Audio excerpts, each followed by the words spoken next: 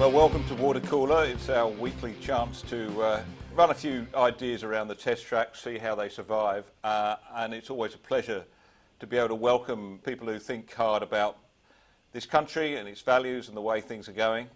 Today, it's my great pleasure to introduce Martyn Iles, the Managing Director of the Australian Christian Lobby from Canberra. Martyn, welcome to Water Cooler. G'day, Nick. It's really good to be with you. A year ago, I don't think either of us would have dreamed of doing this, would we? We wouldn't have had the technological capability. That I guess is one good thing we might get out of COVID. That's true. I think that's exactly right. Everything's changed.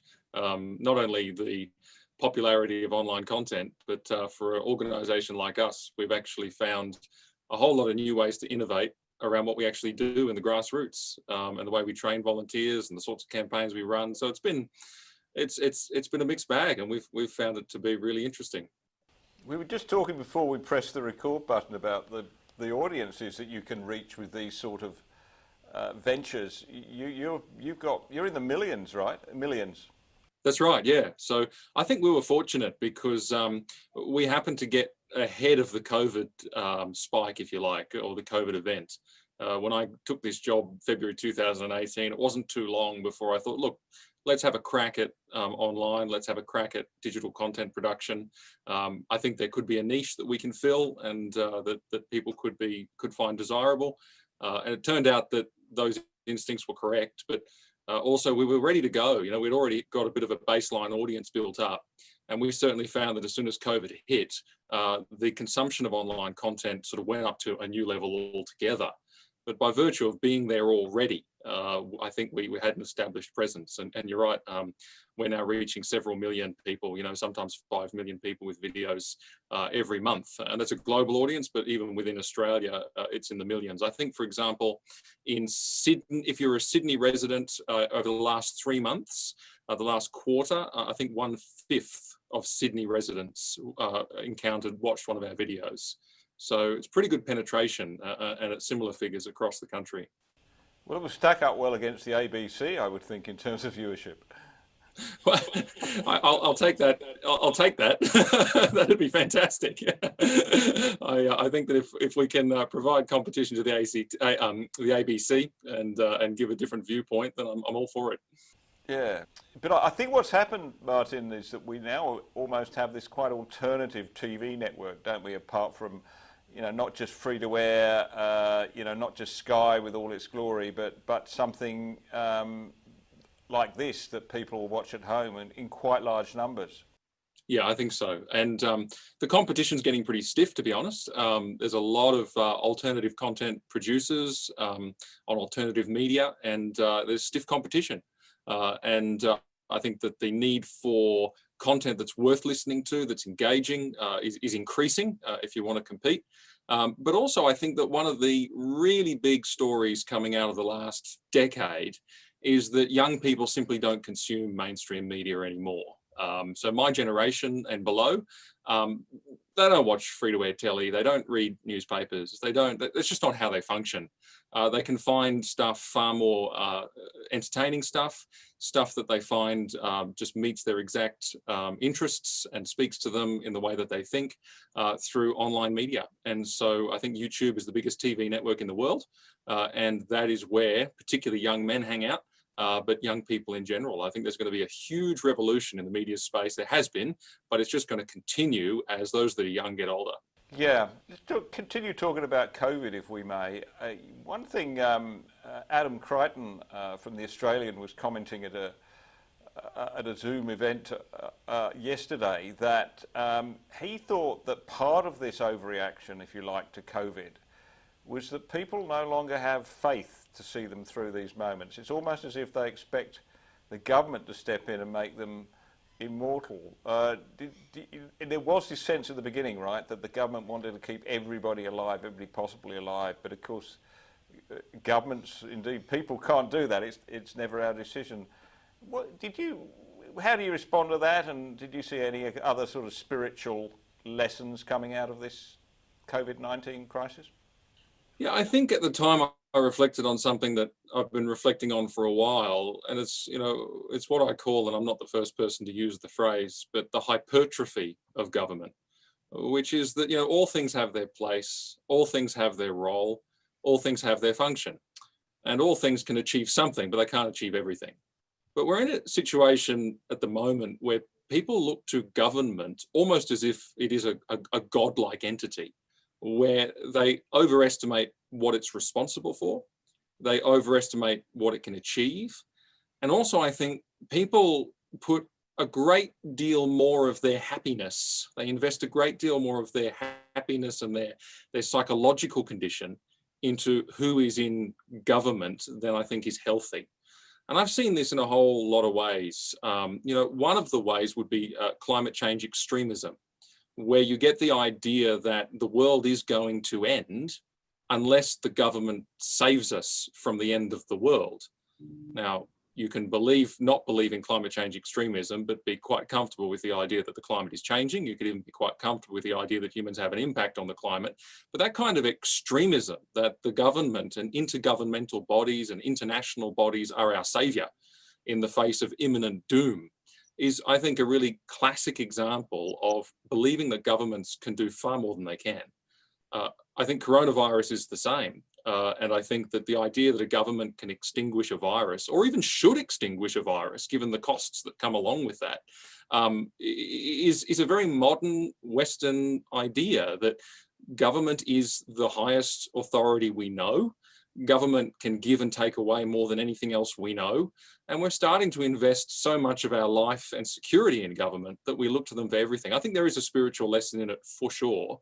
And I think it probably is, there's a lot of things feeding into this. It's not just a faith thing, but one of the things feeding into it certainly is the loss of people's belief that there is something more important, there's something greater than, there's something far higher than government. And so they look to the government as the highest and greatest thing and give it that almost godlike status.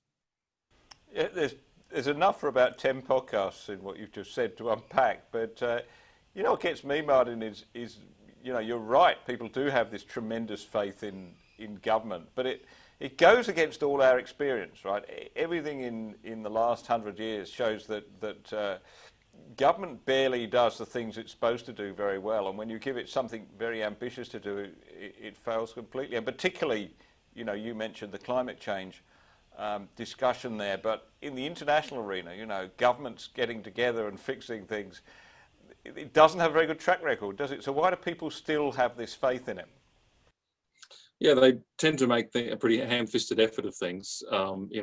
I think a great example would be the UN Human Rights Council as it currently stands, where you have Saudi Arabia, and you have China, and you have all of these countries. You look at the list and you think to yourself, "Good grief! This is meant to be the world's great hope to protect human rights." Yeah, right. It's madness. And there's no. I'm reminded of the Kerry Packer, that famous viral Kerry Packer video where he's before a Senate committee and they're really sticking it to him about paying his taxes. And he's saying, "Look, I've paid all the taxes that I'm legally obligated to pay." And he says, "And to be honest, you're not using them in such a way that I feel like I should be donating extra." And I thought that's just so funny and so true. We all know how much of a mess governments make of things. And you can look at the most interventionist government in Australia at the moment would be Victoria. And you can look at the way the Victorian government takes on that role of saying, well, we are going to extinguish a virus and show that we can conquer it. And we are going to keep you safe. Meanwhile, the cure is worse than the disease. And you can see there a government that's just boxed the whole thing up. They have just made an absolute ham-fist of everything that they have touched. You can look at the hotel quarantine program. You can look at it's just a mess. And that we look at all of that evidence around us, and yet we still sit here and say, "Oh, government will save us. Please, government, come to my rescue." And I've often wondered, why is that? Why do we feel that way? And I wonder whether part of it is, well, there is the faith question. There's also another question, which is, I think just about everything these days has become political. We've politicized nearly everything we touch, everything we look at. Education is highly political. Speech is highly political. Even mathematics is being politicized these days, where they're trying to get, a lot of ideology chucked into the mathematics lessons, whether it's, gender ideologies and all sorts of things. It's absolutely everywhere. And I just wonder whether there is something about our belief that in politics really is power over pretty much everything. If we have power over things, then we can make them work for our benefit, even to unrealistic extents. It is an overconfidence, I think, in the human condition, and an overconfidence in what we can achieve if only we have the power. And again, I think that's a deeply rooted thing that comes out of people's, their faith position, whether they realize that they've got a faith position or not. Martyn, just for maybe a handful of people listening or watching today who aren't familiar, just tell us about the Australian Christian Lobby. What are you there for? What do you do? Sure. The Australian Christian Lobby really these days is a grassroots movement. So it's a people-powered movement of very nearly 200,000 Australians now. And the motto is truth made public. And so the whole idea is to, make truth public. That is to take action so that we can affect politics and we can affect culture, for the cause of what is right. And the way we do that is through a whole lot of grassroots campaigns. We also do it through media and alternative media commentary as well, and through going into the parliaments with that backing of that grassroots movement to speak to politicians. So it really is a people-powered movement these days. And it's an important presence, I think, in the Australian political scene. I think you come to be recognised as I can dare call you a lobby group that represents the views of a large percentage of the population. So if for no other reason than that, politicians, I think, have learned to take notice and listen to you, right? Well, that's the idea, of course. And I think one of the benefits we have is that we've been around for a while. We've been around since 1996. And that means that we've got a bit of pedigree. We're well recognised, particularly amongst our constituency. But one of the things that you rightly identify is the importance of speaking for an identifiable and significant group of people. And one of the things that we've been doing is transitioning from a purely representative lobbying model where, say, someone like myself goes in and talks to politicians on behalf of others. And we're transitioning very strongly into a model whereby we do a lot of participatory lobbying. We actually invite people in to become activists in their own right. And not only to speak up for what they believe in into the political process, but to evangelize to others, to show them the importance of the issues of the day. And we find that simply by having a constituency that proves itself by its voice and its presence and its actions, we find that that's a very powerful thing in modern politics. And there's not many movements that can corral the numbers that we can. And so, we feel like we're very fortunate in that respect. But also, it's just interesting that it happens to be a set of assets that we have that meets the current political climate really well. Like the Mendes Research Centre, I suppose you are what we might call a broad church. You're non-denominational, obviously. You cover the whole gamut of Christian faith, I guess. Where is the common interest, between your members? Is it hard sometimes to establish that common interest, or is it apparent? What is it? Well, it's certainly a diverse group of people. I have found that in the past, particularly when you go up into parliaments, they'll try and marginalise you into being a minority or not that diverse or not representative of the Christian community. Now, the reality is I probably talk to more people from the Christian community in a given week than pretty much anyone, because I travel the length and breadth of the country all the time, speaking. And I know for a fact that we are quite representative of the Christian community. And when I say Christian, I do mean, as you say, a broad church, literally. There's Catholic, there is Protestant, and there's Orthodox, and all three traditions are heavily represented in our support base. And also our spread is pretty even right across the country from coast to coast.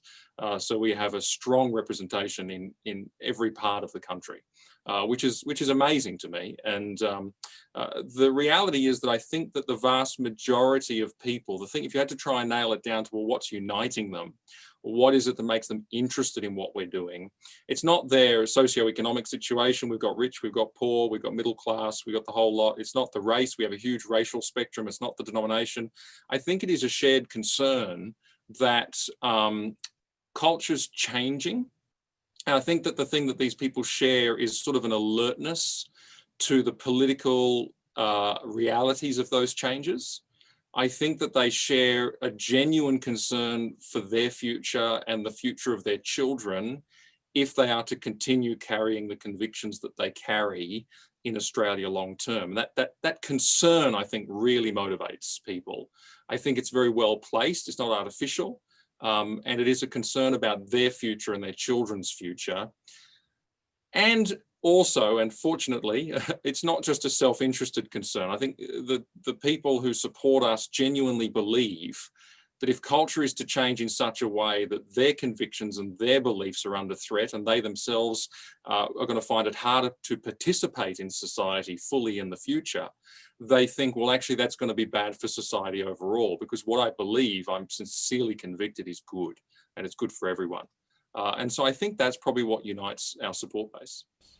I suspect, I mean, I know the numbers that you attract. I know the weight of support that you have, but I suspect if you went to some people in the mainstream media, dare we say the ABC, they probably wouldn't have a clue. To them, you're some boutique strange interest group.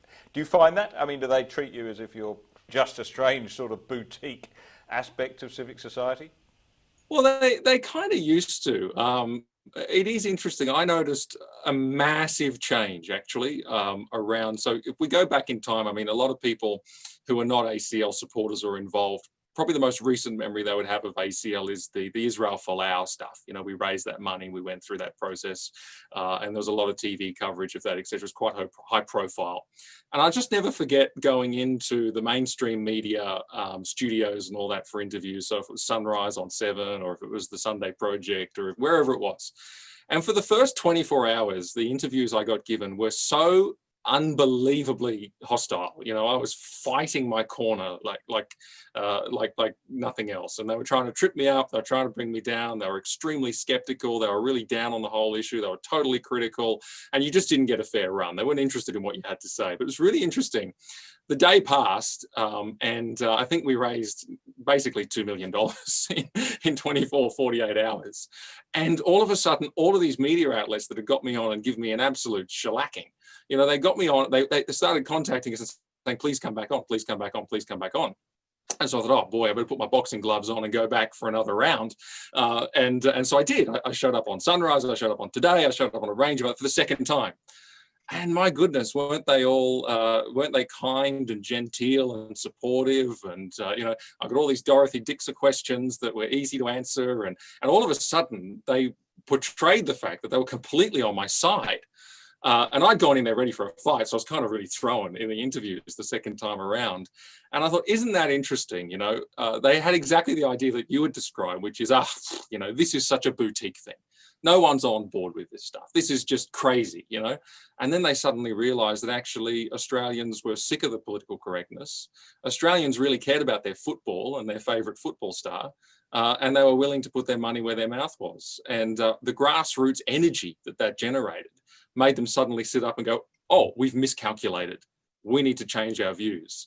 And I have found that since then, we're not so much regarded as sort of a curious side interest. I think we're regarded with a fair bit of suspicion, actually, and a little bit of concern as to you know, what we really can achieve or what we want to achieve. And so the media have remained very skeptical, but I have noticed a definite change in their understanding of just how many quiet Australians there are out there who support us. It's almost inevitable, isn't it, that whatever point of view you argue from a position of faith is going to cut across the conventional wisdom of the elites. You're going to, whether it's Israel Folau, whether it's same-sex marriage, whether it's euthanasia, whatever it is, yours is not going to be the fashionable view in Newtown, is it? Does that make it hard when you go onto those forums to argue this, what is to them, you know, often a quite morally wrong position. I'm not there to make friends, I guess. I'm there to sort of try and speak with conviction. And I do feel very much as though it's an opportunity for me to speak up for the convictions of a lot of people who don't feel that they can speak up for themselves, or they don't feel like they have the articulation to express what they believe, or they feel like they're quite marginalized. I mean, one of the things that you can't underestimate is that when people who feel, if people feel the political correctness issue, people feel the burden of that, and so many do. So many feel like they can't say what they want to say. So many feel like they can't come out in the open with their beliefs because they'll be misunderstood, they'll be reproached, all this kind of stuff. It's, we see the quiet Trump supporter in America, for example, and, people did research and said as many as 80% of Trump supporters were quiet supporters. They weren't comfortable with others knowing what they thought. And there's a very similar thing going on in Australia. I mean, I look at, for example, just my Facebook page, and you can see that the people who follow my Facebook page, there'd be 75,000 followers, but only 41,000 likes. And the reality is that if you hit the follow button on Facebook, your friends don't know. But if you hit the like button on Facebook, everyone, it comes up in people's news feeds. And I don't know, I've never seen a disparity like that between likes and follows. It's really unusual. And I think there's a lot of quiet people out there who feel the way they do. And I remember in the middle of the Falau stuff, I'd be stopped in the street every day by multiple people, and they would literally whisper. They would actually, crane in and say, thank you, but in whispered, hushed tones. And I thought, isn't this interesting? People feel like they cannot be who they are, and they cannot say what they believe. And you get this great eruption of energy and support when they see that actually they're not crazy, actually they're not alone, and there's someone there who's saying what they think, and that has a tremendous inspirational power on people. Yeah, I think that's a big thing, Martyn, isn't it? That many people feel, amongst their friends, and certainly many people in their workplace feel unable to, just be who they are and to state their views as they are, and so I think one of the roles that you play, and indeed to some extent the Menzies Research Centre and other bodies like ours, is that we can say to people, well, look, it's not an unusual position that you hold. It's a position that's held by a lot of people. I think so. And I think that one of the, people always say to me, what can we do, to change things? What can we do to, push back, so to speak? Or what can we do? And I think that the answer is conceptually so simple. And it is courage. Now, obviously, it's complicated how that plays out and all the rest of it. But I actually think that the reality is there's more people with a conservative view of the world. There is a huge faith community in Australia, for example, massive. Now, the ABC and all that they don't think that, but there is. It's enormous. And so many Australians have faith, but also so many Australians have a basically conservative outlook on things. So many are suspicious of political correctness and all that kind of stuff. And, these people, they exist. And I think that if they could have the courage to articulate that in sufficient numbers, that would go an awful long way to answering the concerns that they face at the moment. But at the moment, people don't have a lot of courage. People feel kind of alone. And so what we can do is give them an opportunity to see, firstly, they're not alone. They're actually part of a big movement. But also I think groups like the Menzies Research Centre, ACL, and others, there's lots of content producers and creators out there. And there's really a generation, particularly of younger people, who are just drinking in their content like nothing else. They can give people the courage or the clarity or the foundations that they need to have a bit more confidence in what they believe and speak about it.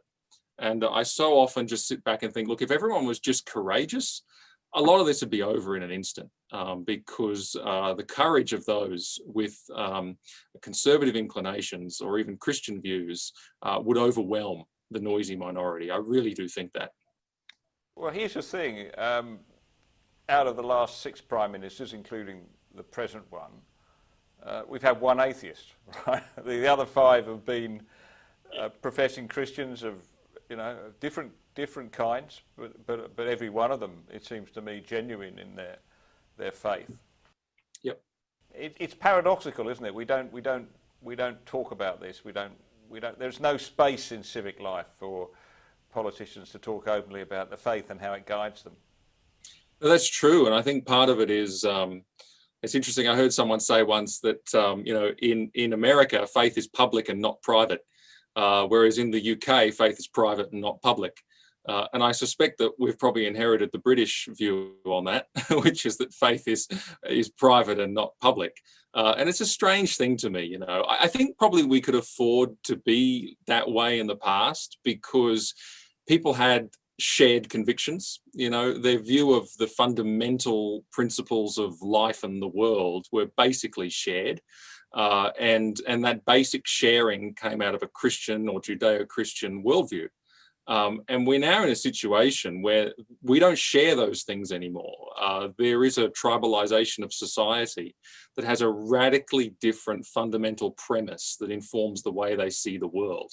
Some have that basically Judeo-Christian view somewhere at the back of the brain that's roughly articulating how they think, but others have a much more postmodernist understanding of things and view of things, and it makes them radically and completely different. And so all of a sudden we're in a situation where, once upon a time, to speak of more fundamental matters of conviction in public policy discussions, in public life, in public media, we can't really afford to do that anymore because we're not supplying the roots, we're not supplying the foundations and the clarity that particularly a new generation are looking for how to think about the world. We're assuming that doesn't matter, but it does matter now because all of those things are now contested, whereas they once upon a time were not contested. And so I think that those things that were once held privately, they actually need to be courageously and unapologetically actually articulated. And that's one of the things we're missing at the moment, I think, in Australian public life and also in the Australian public squares, where people are just prepared to say, well, let's start delving deeper and talking about matters of conviction because all of a sudden we need to do that. Yeah. Tell me about yourself, Martyn. What's your background? How did you get from wherever you started to this current job? Oh, it wasn't a plan. Let me put it that way. I don't think there's anyone out there who says, "Oh, I want to be the managing director of the Australian Christian lobby when I grow up." It's not really. It's really unusual. But look, I actually ran a small business straight out of school, or I started it while I was at school, and that was in IT and tech. And that went really well for me. I really enjoyed it and ended up in sort of the business to business market, doing a lot of networking and data supply and products and all the rest of it. And that was fun. I really enjoyed that. But I ended up wanting to go and do higher study and sink my teeth into something that would ultimately be more challenging in terms of a career. And so I went and studied law. And I've worked at a top tier law firm prior to actually deciding to come and do a program called the Lachlan Macquarie Internship, which was run by ACL at the time and is still associated with ACL for young people of faith who are interested in politics. And I thought, I'm interested in all of the above. I'll go and do it for a bit of a holiday for a little while because I was working so hard. I was also doing a lot of church-based stuff as well. I've always been very much involved in the faith community and doing youth group and outreach to young people and all the rest of it. So I needed a break. And I did that, and while I was on the program, I was offered a role at ACL. That was 6 years ago. I was chief of staff, but then we went and started a group called I sort of stepped out of that to start a group called the Human Rights Law Alliance, which still functions today and is still very, very busy today. And that's a law firm which takes on cases where people have gotten in trouble with the law for living out their faith, so religious freedom cases, and takes them up and fights them. So the Israel Folau type cases, all the ones that aren't famous, and there's an awful lot of them. And they're doing several pretty significant ones at the moment. Anyway, and then at the end of that tenure, while someone else is running that now, I came back and did this job on invitation. But yeah, a bit of a roundabout route. I think that I feel fortunate to have been able to be involved in a few different things. What are the things that are worrying you right now at the ACL? What are the issues that have come up recently that you see as are things you've really got to take a stand on? I think that one of the really big things is probably, in terms of issues, I would say religious freedom. I think that what has happened is that there's been a lot of law reform over recent decades that have sort of crept up on us. a lot of reform in the area of anti-discrimination law, which has then started to spill over out of, say, substantive discrimination, like denying people work and all the rest of it, which is all fair enough. But it's moved over into codes that restrict speech, for example, or it's moved over into codes that restrict people's conscience rights. And all of that, sort of the groundwork for that's been laid over some time. But now, as we've seen culture change, those laws have now been weaponized in a way that they weren't weaponized before. And I mentioned the Human Rights Law Alliance, and they are now dealing with cases of people who have been drummed out of medical professions because of their political views, quite extraordinary stuff, and no longer work as doctors. They're dealing with, at the moment, a case of a couple who wanted to become foster parents and were not allowed because of their Christian and religious views. They're dealing with quite a number of cases that involve so-called vilification laws or restrictions on speech. You know, one young woman who was a mother who simply shared a petition against Drag Queen Story Hour in her local library, and then she got pursued by an activist through one of these tribunals. And she was actually doxxed. She had her address released and her phone number and all sorts of things, and the tribunal came after her. That kind of thing is going on all over the place. And I see that Scott Morrison, went to the last election on the promise of making some law reform in this area, made some progress on that law reform, but obviously with COVID coming along, it kind of got knocked off into the long grass. I think that's unfinished business. And I'm a little bit tired of having politicians say to me, where are the cases? Is this really necessary? We live and breathe the cases every day. We've got dozens and dozens of these coming out of our ears, and some of them really egregious. And I think if that's not resolved, I think what you're going to see is one of the real tenets of freedom for a society like Australia, which is the freedom to think and believe what you will, and to live that out in ways that are peaceful without the government and government-funded bodies coming after you. I think that is so important. And so religious freedom for me would be the number one. Yeah, look, I agree, and let's hope that does come back onto the political agenda. It's very important, but there's a limit, isn't there, to what the law can do in this space. How much you can guarantee this by law, particularly in a country which doesn't have a Charter of Human Rights for very good reasons. But in the end, we just live in grossly intolerant times, don't we? I think things are getting worse. It seems to me even during COVID, the Black Lives Matter movement and everything that goes around it, just there's a growth in intolerance, which, it's hard enough being on the centre right of politics, harder still, I would think, if you are a person with faith. Yes, no, I think that's exactly right. I think one of the really regrettable things is that, particularly from the left side of the political spectrum, there has been this, they've sort of declared war on ideas.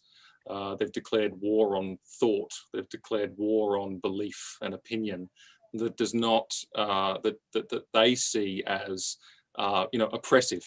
And they use that language. What they really mean is that Western society as a whole, the edifice, is oppressive.